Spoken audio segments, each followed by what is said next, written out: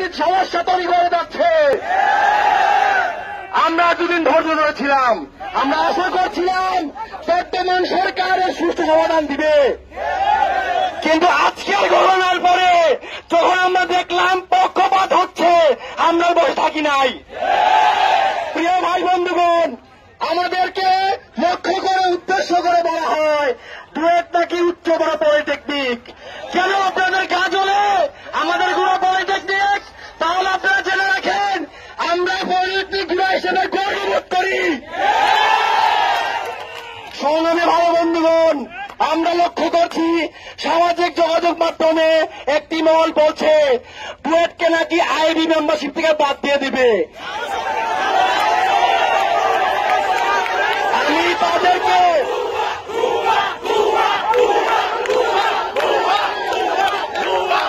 আমি তাদেরকে স্পষ্ট বার্তা দিতে চাই, আইবি কি আপনাদের ব্যক্তিগত সম্পত্তি?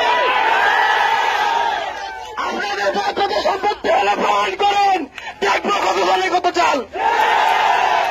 সংগ্রামী বন্ধুগণ, আমরা সামাজিক যোগাযোগ আরো অনেক লক্ষ্য করছি, অনেক শিক্ষক প্রফেসর, অনেক সুশীল ডুয়েটের নাম শুনলে তাদের গা চলে।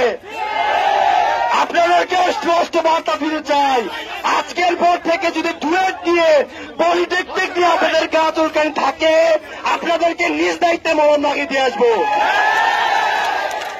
সর্বোপরি আমি সরকারকে বলতে চাই, আমাদের প্রকৌশল খাতের বিএসসি ভাইরা এবং ডিপ্লোমার ভাইরা, তাদের মধ্যে যে অবসাদ সংখ্যা তৈরি হয়েছে সেটাকে আপনারা বাড়তে দিবেন না।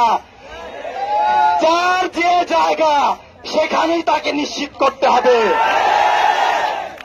মেধাবীরা প্রকৌশল বিদ্যালয় মেধাবীদেরকে একটি কুচক্রী মহল ডুয়েটের বিরুদ্ধে প্রোপাগান্ডা লাগাচ্ছে।